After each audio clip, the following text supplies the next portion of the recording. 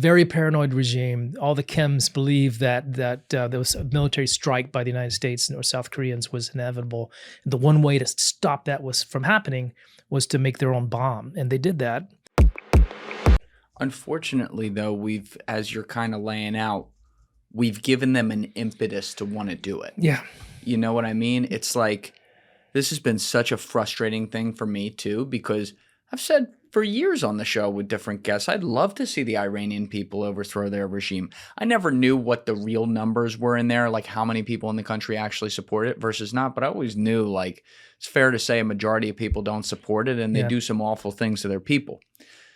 The problem is, you can't just go invading everyone you don't like. Yeah. I mean, are we going to invade China tomorrow because they've been killing the Uyghurs for, God knows how long? No. No. It's because we wanted to – it is the legacy play, like you said, with Trump, and he's thinking he could be the guy that ended it. But it's like, there's this country we've economically shut off from the world, and we can go in there and kind of swing our dick and something good will happen. But it's still – even if it doesn't have China's GDP, you got a population of 93 million people, give or take.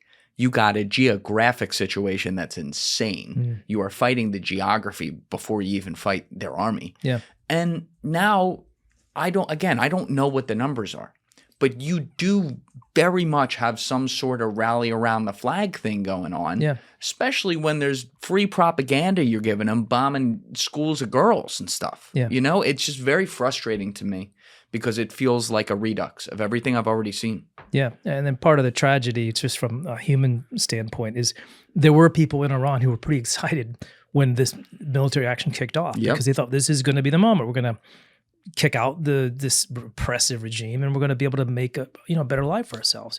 Now these are kind of the most embittered people on earth who just feel like America has betrayed them and that they've been left with something worse. The repression has gotten much, much worse. The killing of demonstrators in the streets. It's, I know Iranians and a lot of people who are in exile, and I just personally witnessed their excitement.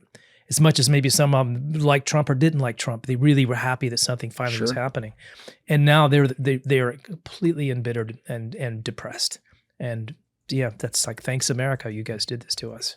Yeah, and you have to – that's the thing. People that are directly involved with the situation, I'll always empathize with that. These are people who have had their family kicked out of the country, or they were kicked out of the country themselves, or people killed in their friends and family for sure. So I understand that. Part of the calculation needs to be removing the emotion from the table, though, and looking at the logic of how feasible something is. That's and to quote Omar Little, you come at the king, you best not miss. Yeah. We missed. Yeah. Like, you better be able to take that out very quickly, and instead now you do have an embittered populace around the world who maybe wanted to see this happen because it didn't work. Yeah, and you mentioned creating incentives for becoming a nuclear state. If you're the IRGC and you're trying to think of the best way to stay in power, you've got two cards to play now. One is the Strait of Hormuz. That's clearly become a key leverage for them, and they're going to milk that as much as they can. But if you ever thought about having a nuclear bomb, now you're thinking, gosh, this could be our protection against future attacks by the Israeli United States. I mean, it's the way that the North Koreans approached nuclear weapons because they didn't, very paranoid regime. All the chems believe that there was a military strike by the United States or South Koreans was inevitable. The one way to stop that from happening was to make their own bomb, and they did that. They did that despite its enormous pressure in terms of sanction. I mean, this is the most sanctioned regime in the world, maybe next to Iran. And, all kinds of controls on exports, all the things that they needed to build nuclear weapons or enrichment plans were banned for them. And they built it anyway. And they've got an arsenal, estimates between, 30 and 60 bombs. And they're making more nuclear material all the time. And that for them this is key to our survival. And you can see the same calculation happening with the Iranians now. And you know what's so sad? Kim Jong Un looks really vindicated right now. For his choices. This is an objectively awful guy. Yeah. Like I've had a North Korean in here talking about the experience there and everything. Like it is awful what they do in that country. But leaders only care about themselves in general, totalitarians especially, and they're going to do what they have to do to survive. So if you keep pushing them, you'll make things worse. You know, I just don't. I look at this like all the war games that must have been played out. How could they not have told him 6 ways to Sunday they're going to close the Strait of Hormuz, or at least cause massive problems there? Was anything about that a surprise to you that they did that?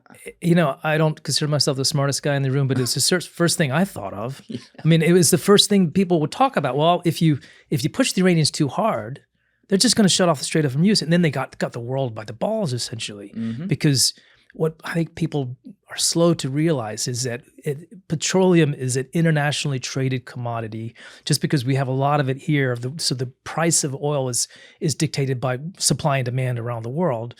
And so if you restrict that supply, prices are going to shoot up. Lots of countries that are much more dependent on foreign oil than we are really going to suffer. You're going to create a mess. And everybody would look at that scenario and say, well, we shouldn't go there. I mean, everybody knows we shouldn't do that. And I really think that the Israelis convinced Trump that it wasn't going to happen because they were just going to eliminate the regime, you know, forget about the Strait of Hormuz problem because we'll take care of the politics. And that just didn't happen. In fact, it was the opposite. And now we're kind of in a deeper jam than we were before. Yeah. And like you always have to be critical of your own country as well when they make mistakes, and there's certainly blame to go around here. Obviously, I'm looking at Israel and the United States, like what the fuck are we doing here?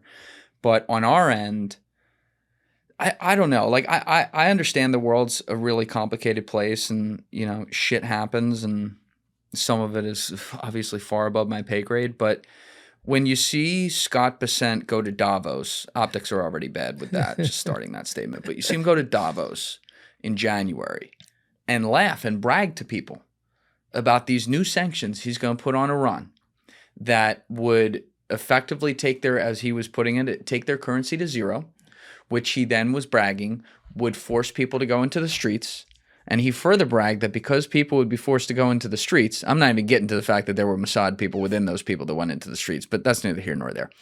When they'd go into the streets, the totalitarian regime would then be forced to put down the uprising and kill people, which would create maybe room for revolution or grounds for an invasion. I don't think he used those words, but we all see where it was headed right there. Yeah. And so to me, I look at that and I go, if I see one of the fent heads outside, like tweaking out down the street, and I go and grab a weapon and load it with a bunch of bullets and walk outside and hand it to him and walk back inside. If he then goes and shoots a bunch of people, obviously, like, yeah, he's at fault, but I feel like I'm at fault there too, right? Yeah, I kind of empowered this. Yeah. Am I crazy? Yeah, same situation, absolutely. And I remember that moment too at Davos. It just... You could almost see the eye rolling in the room among the security officials who were there from Europe in particular. Everybody understood that those are very, very simplistic predictions. We have to remember this is a regime that has been under sanctions since 1979, so longer than most of our listeners have been around, and they've learned to survive. They've learned to live with them. There was a moment in the 2010s when the Europeans and the Chinese and everybody kind of coalesced on a set of sanctions that was truly international that forced the Iranians to come to the table on the nuclear file. And that worked for a while. But when the nuclear deal was thrown out, Iran gets the idea, well, we just can't trust anything the Americans say. So we're going to go back to our original MO, which is, screw you, we can deal with sanctions. We can withstand that. We can be self-sufficient. The North Koreans used to tell their people, we will eat grass. We will live like animals before we'll bow down to you. It's their ability to resist, at least in terms of people in power, an enormous amount of economic pressure. They can hold out a lot longer than we can.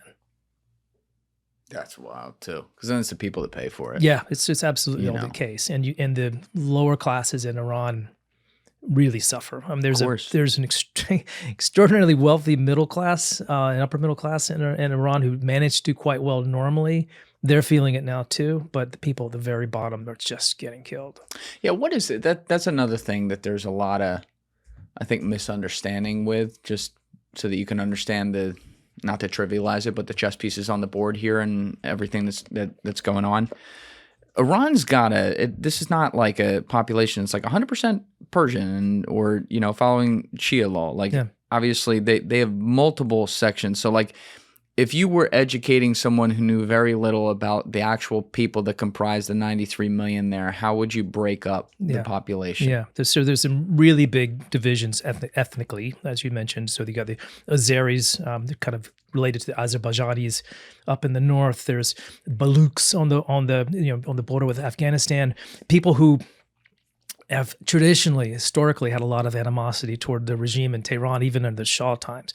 There are Sunnis there. It's a minority population, but they exist, and they've had problems with repression over the years. So it's a very diverse society. One thing they do have, which is maybe not quite as recognized as widely as it should be, this is a very educated population. And even though women are forced to, wear scarves and headdresses, women are educated. They have professional jobs. It's not like Afghanistan where you're, forced to live in your house and have kids and that's it. And so there's a lot of variety of opinion. There is a lot of support among the wider population for the United States in terms of our culture and our society. We're hated in a lot of the Arab world. The Iranians actually like us, or at least they did until recently.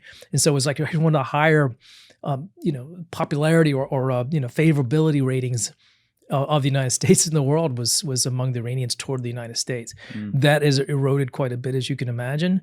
They have lots of reasons to feel betrayed by us now. But yeah, that diversity is there, and that yearning for something better.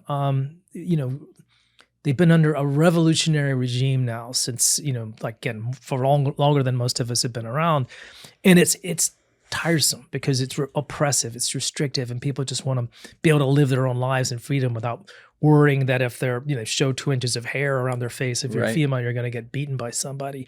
So they'd want to get rid of that. But the way that we've gone about it in the last few months has not helped them, hasn't moved them an inch closer to what they wanted. Yeah, and also taken out like the symbolic leader who at least some percentage of the population supports, then martyrizes him. Yeah, absolutely. In a way too, to where people that maybe hated him before that at least are like, well, he died for our country. Like a few people might actually say that psychologically. Yeah, and that's a good point, because he's not. Even the government is diverse in Iran, or at least it had been. So you've got your Ayatollah, who is kind of like a figurehead. He has power, but he doesn't have ultimate power, because there's sort of the council of religious leaders. There's the IRGC, which has its own power base. There's the elected representatives, actually do have fairly liberal elections or vote elections, so people have a chance to vote for a prime minister. And so you have all these different competing power centers. That's all been consolidated now, because really there's one power center, and that's the IRGC, the Revolutionary Guard, excuse me. And they have been whittled down because of airstrikes, but the ones that are left standing are the most intransigent, most hardline, of that pretty hardline group. Thank you guys for watching the episode. If you haven't already, please hit that subscribe button and smash that like button on the video. They're both a huge, huge help. And if you would like to follow me on Instagram and X, those links are in my description below.